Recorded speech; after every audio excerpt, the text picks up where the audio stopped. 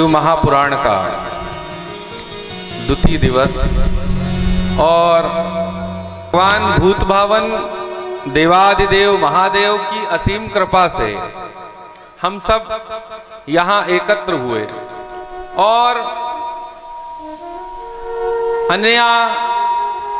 अनेक रूप से भगवान शिव की असीम कृपा आपको प्राप्त है। और पार्थिव शिवलिंग निर्माण का यह दिव्य सत्कार्य भगवान आपके हाथों से करा रहे हैं। यह भी भगवान की माया का ही एक बड़ा सुंदर प्रतिरूप है, जहां उसने आपको अपने हाथ में सौंप दिया। जो निर्माता है, जो पालक है, जो संहारक है, उसने आपके हाथ में सौंप दिया अपने आप को कि आप उसका निर्माण करें। कितनी महिमा है भगवान शिव की। बोल महाकाल राजा की कि भगवान पार्थिवेश्वर के निर्माण के दौरान आप ओम नमः शिवाय का जप जरूर करिए। यह जप सिर्फ आपके कल्याण के लिए नहीं करना है। जन्म मरण के जिस चक्कर में बार बार हम फंस जाते हैं, पुनरपि जननम पुनरपि मरणम पुनरपि जननी जठरे शयनम, ये जो बार बार हम जीवन मरण के चक्र में फंसते रहते हैं, उस चक्र से हमें कौन निकालेगा? वह चक्र हमें कब इस पीड़ा से मुक्त करेगा? और यह तारने का सामर्थ्य किसमें है? जो हमारे जीवन को तार दे, जो हमारे जीवन में बदलाव ला दे।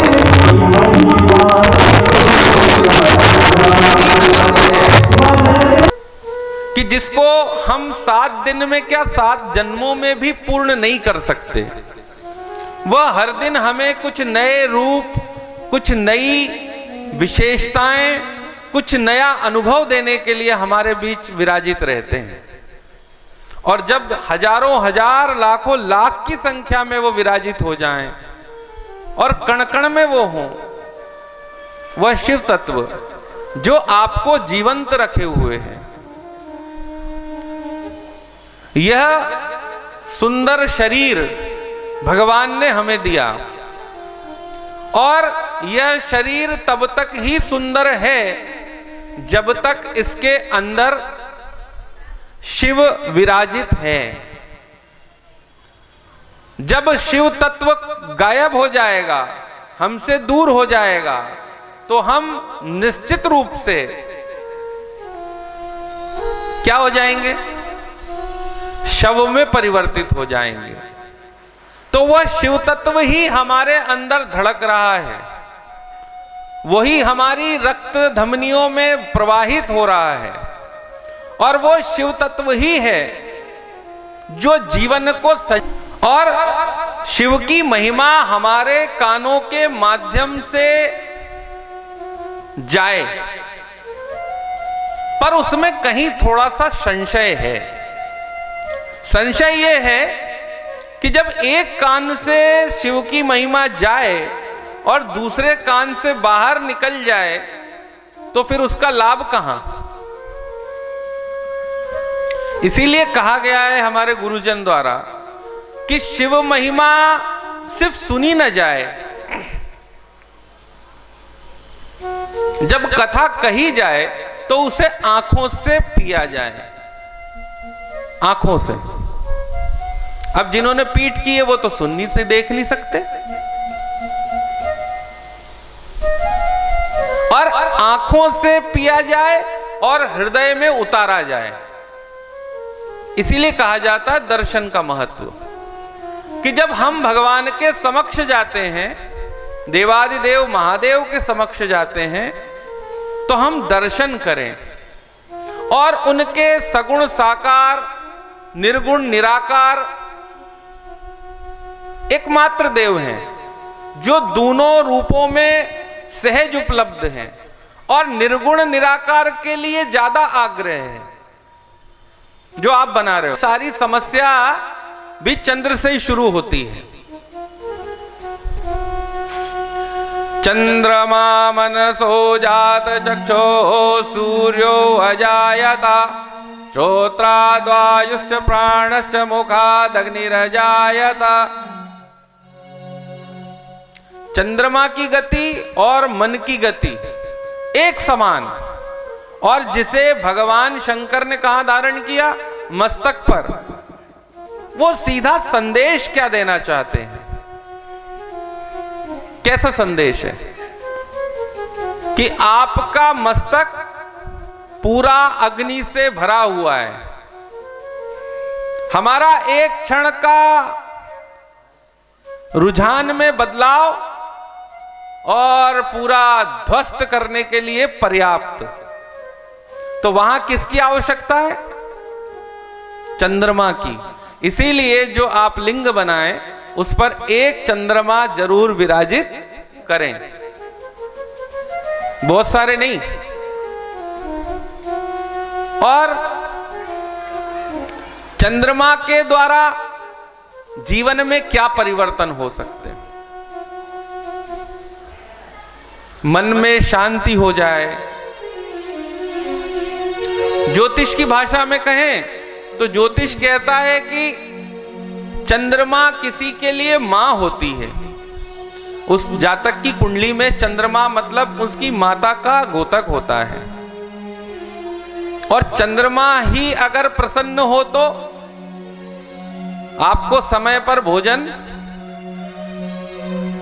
मिल जाता है, और अगर चंद्रमा अप्रसन्न हो तो गड़बड़ हो जाती, पूरा घर अस्त व्यस्त हो जाता है। आप यहां प्रसन्न मुद्रा में शिवलिंग निर्माण कर रहे हैं, यदि घर वाले कोई टोक देते कि वहां कहां जाती हो रोज रोज, तो फिर चंद्रमा बिगड़ जाता। तो आप सब भी चंद्रमा स्वरूप ही हैं। आपके घर की चंद्रमा हो, आप मातृशक्ति हो, और उसी अनुसार आप भी जो आपका व्यवहार है वह चंद्र की गति के समान ही चलता है। आज की कथा में है, चंद्रमा को श्राप मिला।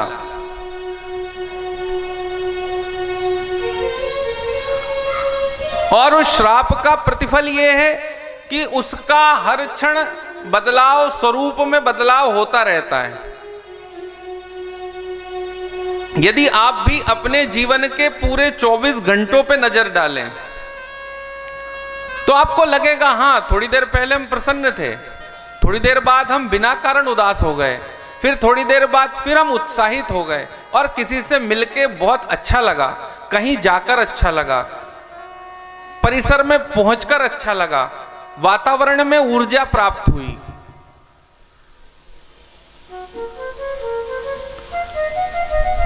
हम लगातार इस बात को देखते जाते हैं कि जीवन में हर क्षण, हर पल बदलाव है। आज शिव महापुराण का द्वितीय दिवस है, और आज हम माता सती के विषय में विस्तार से चर्चा करेंगे, उनके चिंतन को देखेंगे। बहुत सारी कथाएं हैं, बहुत सारी कथाओं का आपस में बड़ा रुझान है, पर हम कुछ कुछ विषयों को छूने का प्रयास करेंगे। उस चरित्र का पूरा वर्णन करना तो संभव नहीं, किसी का सामर्थ्य भी नहीं, पर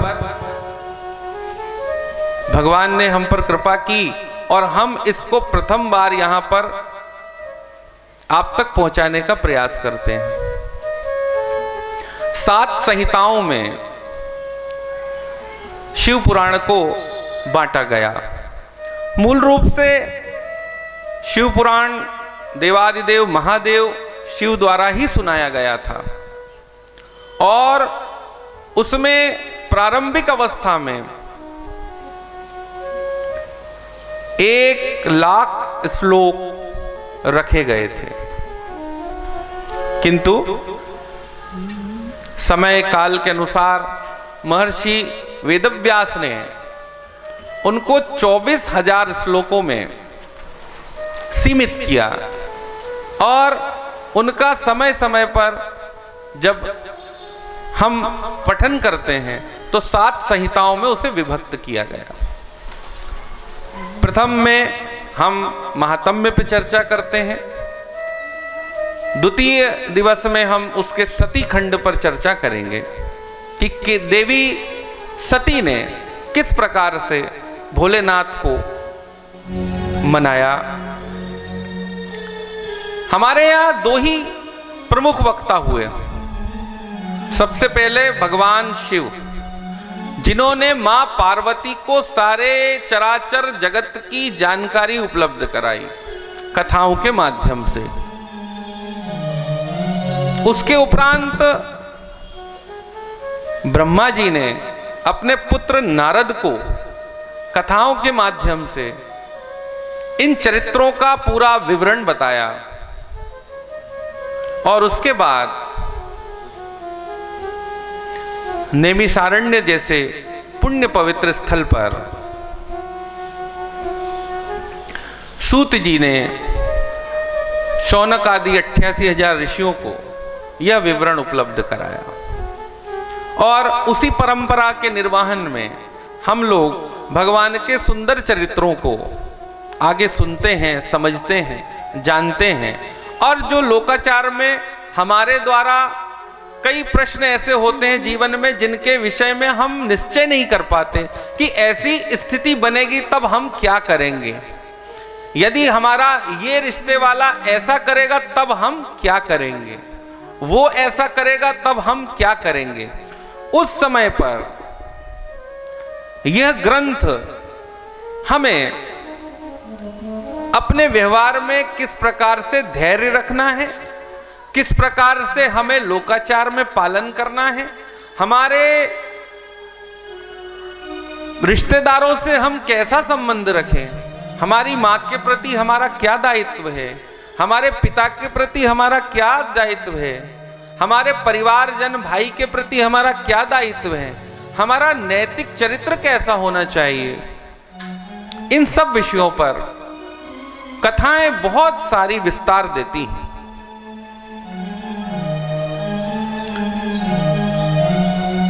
जैसे भगवान देवादिदेव महादेव वृषभध्वज, भगवान भूतभावन महाकाल, भगवान अभयंकर, जो सबको अपने ऑर्डरदानी रूप से जो इच्छित कामना है वह पूरा करने का वरदान दे देते हैं, चाहे उन्हीं से लिया हुआ वर उन्हीं के लिए घातक हो जाए। पर महादेव कभी इस बात की चिंता नहीं करते, चिंता शब्द ही नहीं जानते, वह तो आत्मचिंतन को जानते हैं कि तत्व क्या है, जीवन तत्व क्या है, कैसे उसका पालन हो और यह जीवन कैसे आगे बढ़ जाए। एक बड़ी सुंदर कथा सुनने को मिली, बहुत अच्छी। एक पानी भरने वाला होता था और वह पानी भरते समय अपने कंधे पर 2 मटके दोनों ओर लटका के जाया करता था। समय परिवर्तन होता गया, बहुत दिन बीते और उसमें से एक मटका किसी ठेस लगने के कारण हल्की सी दरार हो गई और उसमें से पानी रिसने लगा। जब नदी से वह दोनों मटके भर के पनिहारा जिनके घर पानी पहुंचाना था वहां जाने के लिए निकल पड़ता था और रोज वह एक मटका आधा खाली हो जाता था। मटका बहुत निराश हुआ। एक दिन उसने अपने स्वामी से कहा कि मैं आपकी सेवा करने के लिए योग्य नहीं हूं, आप अब मुझे छोड़ दीजिए। तो स्वामी ने उससे कहा कि ऐसा क्यों कहते हो? तो मटके ने बड़ी सुंदर बात कही कि मैं आपकी मेहनत व्यर्थ जाते नहीं देख सकता। आप तो रोज इतना श्रम करके वो मटका पानी से भर के लाते हैं और उसको आधा ही पहुंचता है। तब बहुत सुंदर बात कही उस पनिहारे ने कि तुम शायद इस चीज को नहीं देख पाए। जब मैंने जिस रास्ते से तुम निकल रहे थे, हम निकल रहे थे और पानी लेकर जाते थे, तो तुम्हारे पानी के रिसने वाले मार्ग पर मैंने सुंदर फूलों के बीज डाल दिए थे और वो सुंदर फूलों के बीज अब पुष्पित होने लगे हैं और वो जल जो तुमसे रिश्ता था वो रोज उन क्यारियों को पानी से पूर्ण कर देता था और उसका सुपरिणाम ही है कि आज वो पूरा मार्ग फूलों से भर गया है। तुम्हारा तो जीवन धन्य है, तुम्हारे द्वारा ही हम यह जीवन में इतनी कृपा पा सके हैं। यानी हम जो कार्य कर रहे हैं, आप शिवलिंग निर्माण कर रहे हैं, तो यह शिवलिंग निर्माण सिर्फ आपके लिए नहीं है। यह शिवलिंग निर्माण के माध्यम से आप अपने क्षेत्र के कल्याण की कामना मन में रखें। आप अपने परिवार के एक एक व्यक्ति का ध्यान करते हुए शिवलिंग बनाएं।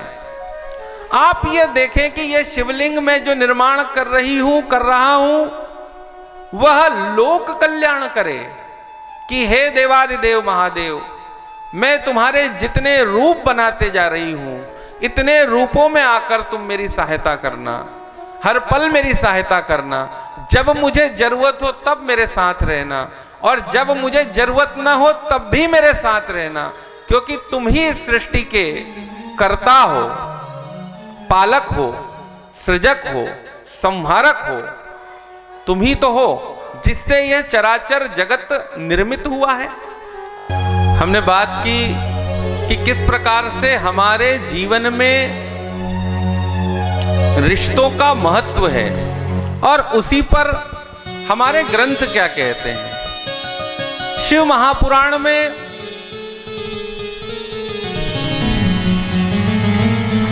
सूत जी महाराज कहते हैं कि एक बार भगवान शिव की माया से ब्रह्मा जी ने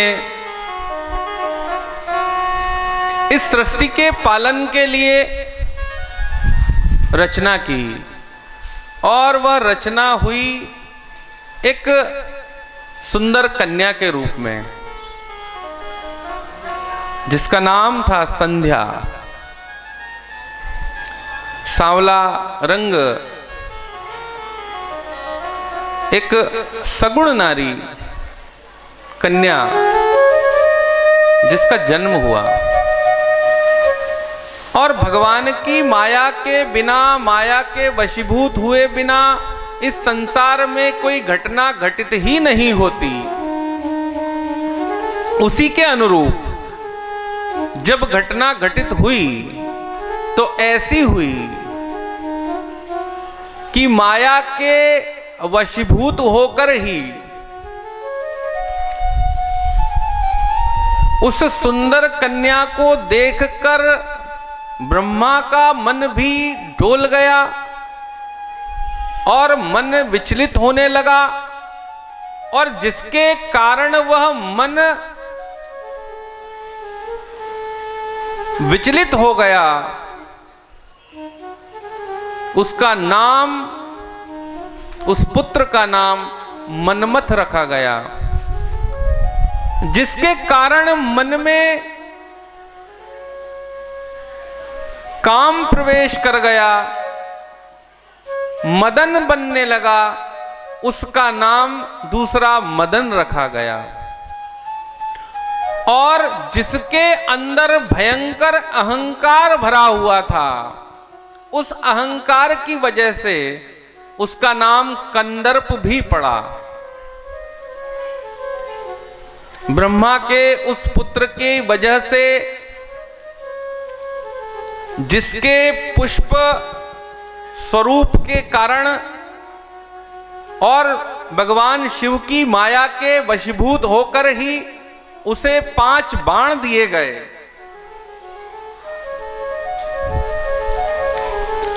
ऐसे बाण जो जीवन में भारी बदलाव ला देते हैं, हर्षण, यानी हम बहुत हर्षित हो जाते हैं जब कोई पुष्प बाण हमें लगे।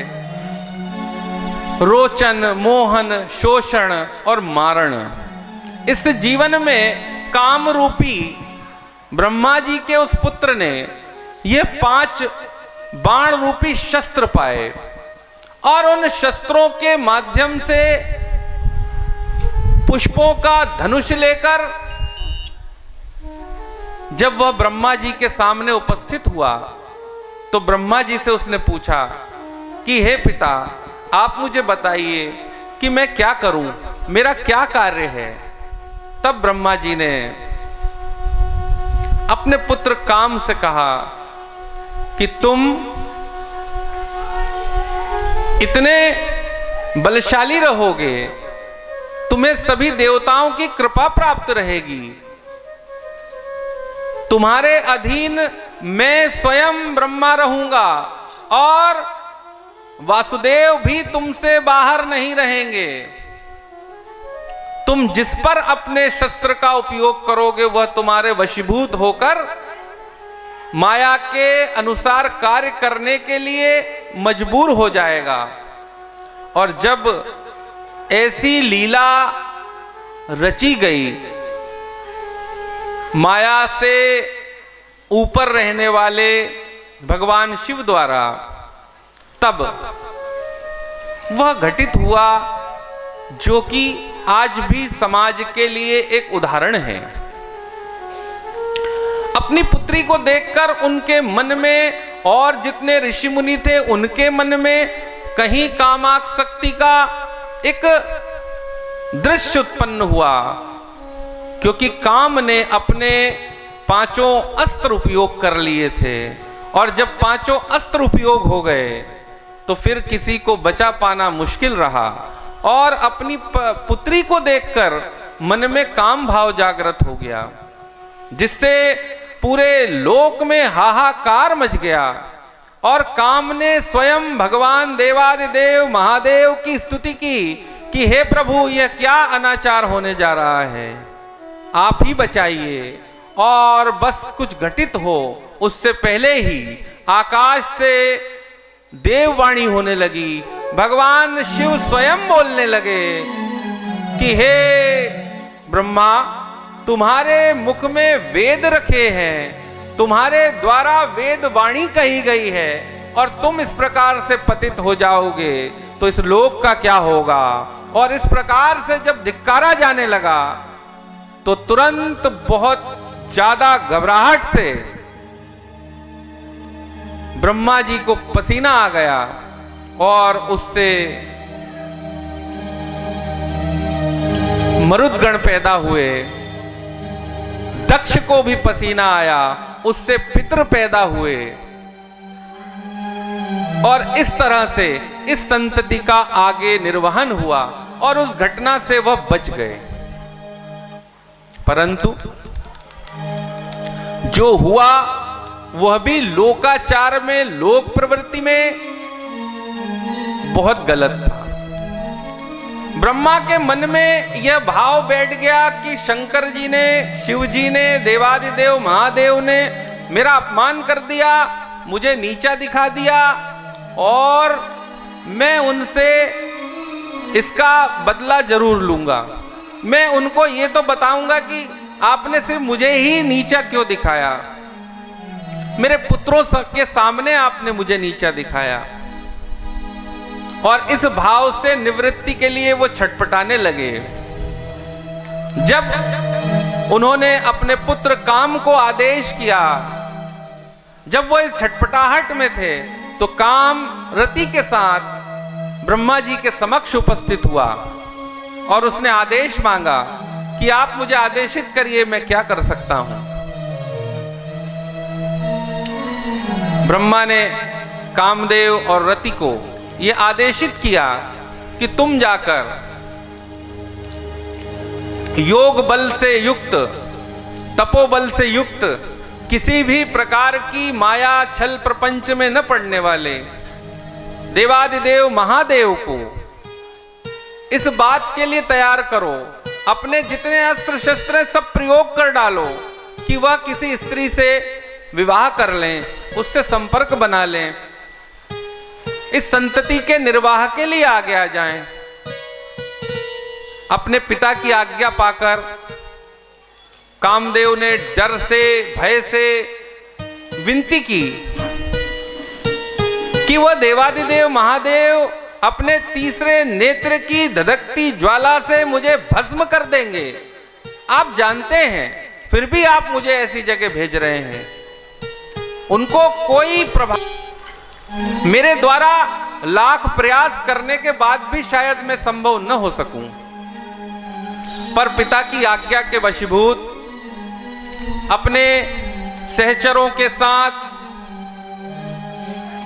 वह प्रयास करने के लिए गए और भगवान भूत भावन पर अपने शस्त्रों के प्रयोग किए। पर जो इस प्रकृति का, इस चराचर जगत का नियंता है, जिसके अनहत नाद से इस पृथ्वी का, इस प्रकृति का प्रारंभ हुआ है, उस पर कहीं काम कोई प्रभाव डाल सकता है? और उसके प्रयास लाख करने के बावजूद भी एक बार असफलता लग गई, फिर गया, फिर तब जाके उसने हाथ जोड़ लिए अपने पिता ब्रह्मा के कि हे ब्रह्मदेव, मेरे बस का यह कार्य नहीं है, आप किसी और से करा लो। यदि आपको कोई और ऐसा दिखता हो इस धरती पर, इस संसार में, इस असार सागर में, तो आप उससे कह लो मेरे बस का यह काम नहीं है, आपने गलत चुना है मुझे। जब ऐसे हालात बन गए तो प्रजापिता ब्रह्मा ने विष्णु जी को याद किया कि हे वसुदेव, आप आइए और मुझे मार्गदर्शन कीजिए कि मेरे मन में जो ये झंझावात चल रहा है, इसे मैं किस विधि से दूर करूं, किस तरह से मैं शिवजी को काम से आतुर करूं, किस प्रकार से उनको माया का प्रवेश दूं, कोई तो मुझे मार्ग सुझाइए। और भगवान विष्णु आते हैं और वो कहते हैं कि यह कार्य किसी काम के बस का नहीं है, इसके लिए तो आपको पराम्बा जगत जननी मां दुर्गे को आमंत्रित करना होगा, मां चामुंडे को आमंत्रित करना होगा। वही आकर इस शिव को शिवा अपने अंदर समाहित कर सकती हैं, उनके बिना इस प्रकृति का निवारण नहीं हो सकता। आप अपने प्रयास बढ़ाइए और मां की आराधना कीजिए। यदि देवी जागृत हो गई और उन्होंने यह व्रत धारण कर लिया, तब ही देवादिदेव महादेव को कोई मना सकता है, वरना इस संसार में किसी के सामर्थ्य का यह कार्य नहीं।